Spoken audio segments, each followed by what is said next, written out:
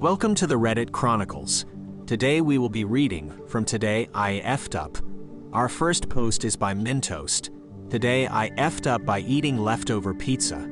So earlier today I ordered pizza, ate it, and then left the box on the counter since it was still hot. A few hours later I got snackish again and went back for round 2. So I started to reheat a slice while admiring my culinary excellence for using the air fryer instead of the microwave and waiting for the blaring beeps to announce to the world that the pizza was ready for my voluptuous derriere. I ate my pizza happily, and then while I was cleaning up and washing the dishes, my brother stopped by and walked into the kitchen. Being the amazing host I am, I told him there was pizza and asked if he wanted me to warm up a slice for him, only to hear him hesitate to respond. Well, you see, the thing is, I'm blind. I have multiple retinal detachments. I can still somewhat perceive objects as blurry color differences. Like if there's a bright green shoebox on a white carpet floor, I can see that something is on the ground, but I won't know it's a shoebox until I touch it though.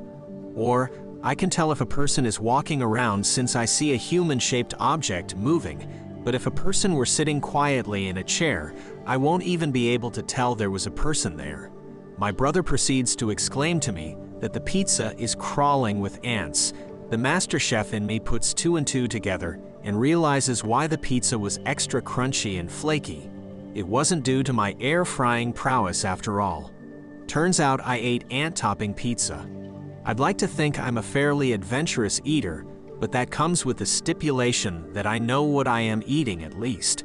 I'd be down to try insects when traveling abroad and stuff, but ants were not a part of my elementary school cafeteria food pyramid posters.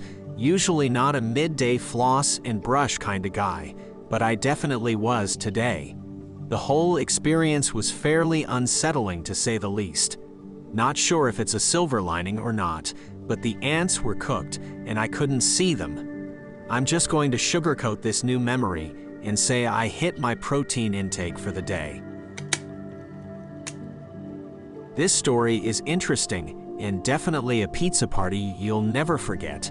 Our storyteller's culinary adventure took an unexpected twist when they unknowingly devoured ant-topping pizza. But hey, they hit their protein intake for the day, and it's a tale that's bound to make you double-check your pizza toppings next time. Now, let's move on to another unforgettable TIFU tale. Our next post is by Time Physics. Today I F'd up by assuming a patient had come in to get her nose fixed. I work in a plastic surgery department and had seen a 17-year-old girl with her mother. The girl very obviously had a deviated septum, and before I confirmed the cause of the visit, I extremely carelessly blurted out, "Nose." She was visibly embarrassed and held up her heavily bandaged finger.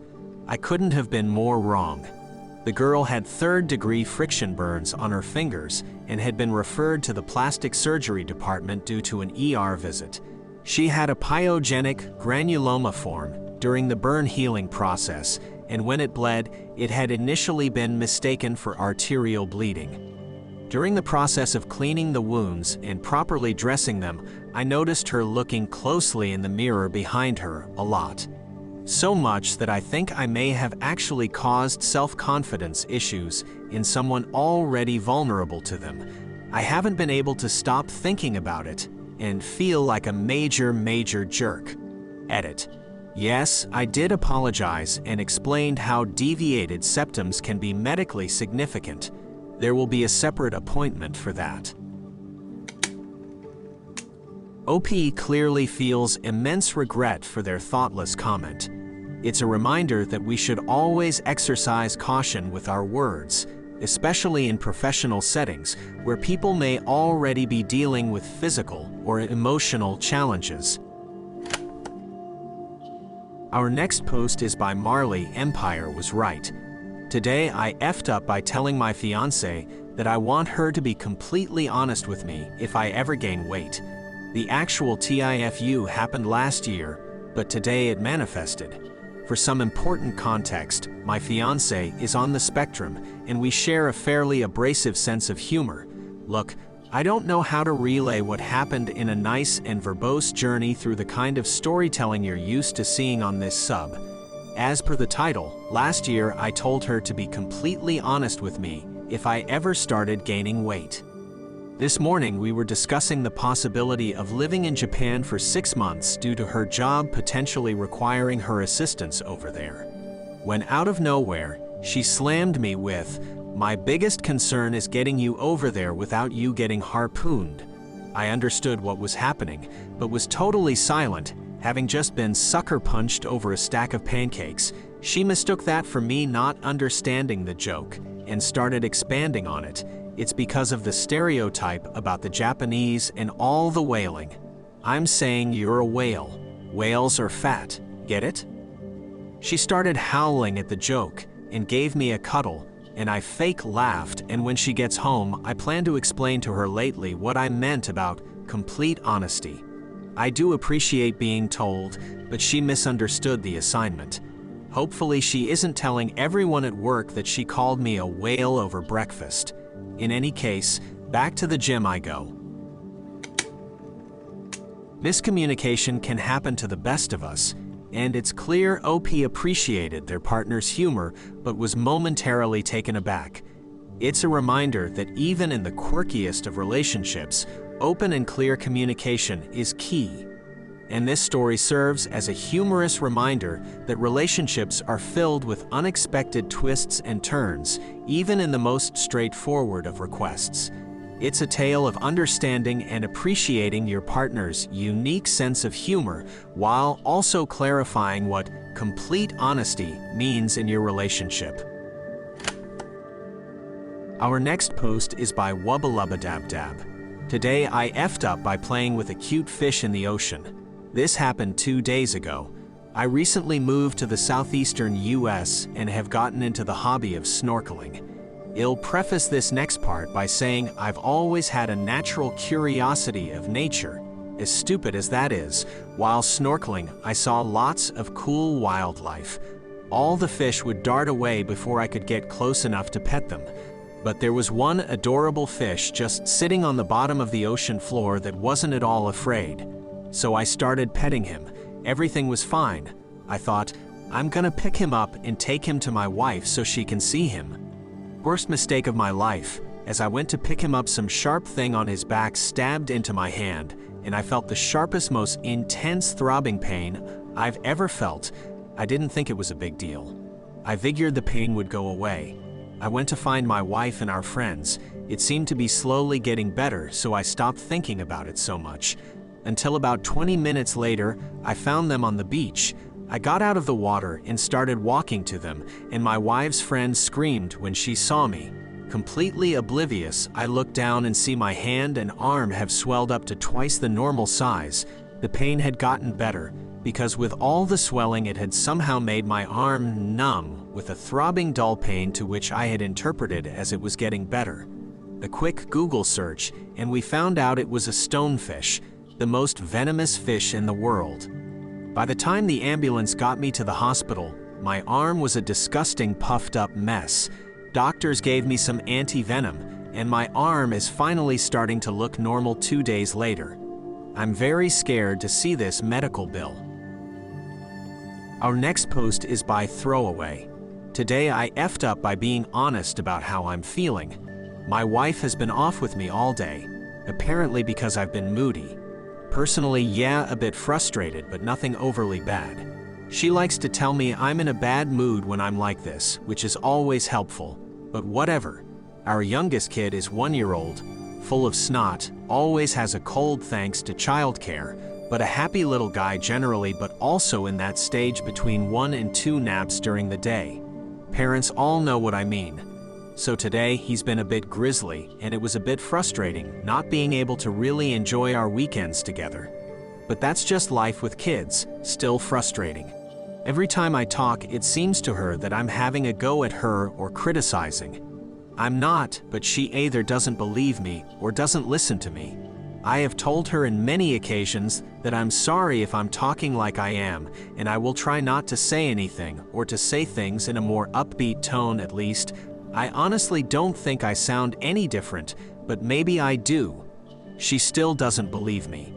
Anyway, she's been kinda yelling at me a lot more for the last 1.5 years now, so halfway through pregnancy, I accepted it as hormonal and whatever, no worries. But that also made me not really want to sleep with her too, as it's kinda unattractive and belittling being yelled at, so we haven't really been having sex much in that time either.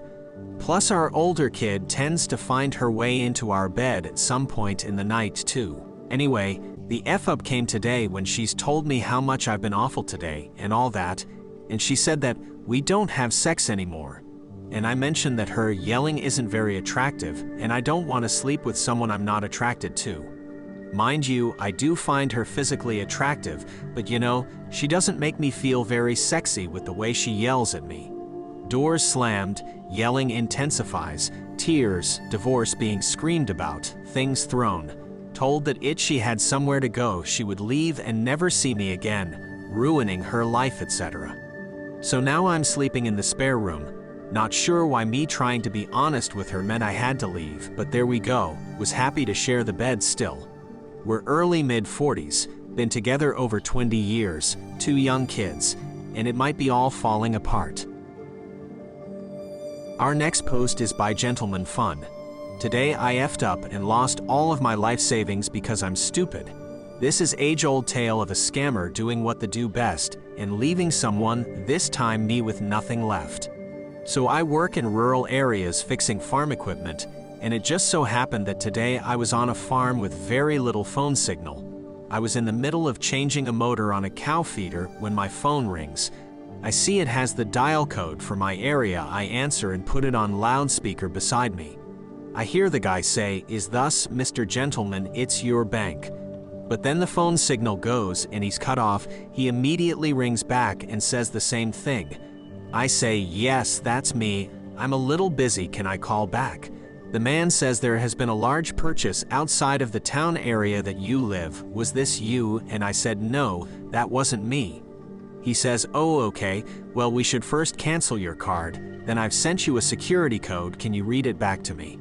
Now, of course, everyone sees how much of an absolute idiot I'm about to be because, of course, I read out the code. The man instantly puts the phone down. Now I very quickly realize what's happened. I try to call my bank, but of course this is when my phone decides, yup, not enough signal to ring anyone. I jumped in the van and drove as fast as I could to find a phone signal to ring my bank. It took me 3 minutes, and it was too late. I had 6.5K, and that's all I have to live off to buy food, pay rent, and pay for my wedding that is in 2 months. And in a 40-second conversation, I've ruined my life. I feel sick, and all I can do is just hate myself for being the biggest idiot on the planet. So, there you have it. A roller coaster of TIFU stories that remind us of the unpredictable nature of life. If you've ever had a similar experience or some insights to share, drop them in the comments below. Don't forget to like and share this video if you enjoyed these stories, and remember to subscribe for more engaging stories right here on the Reddit Chronicles.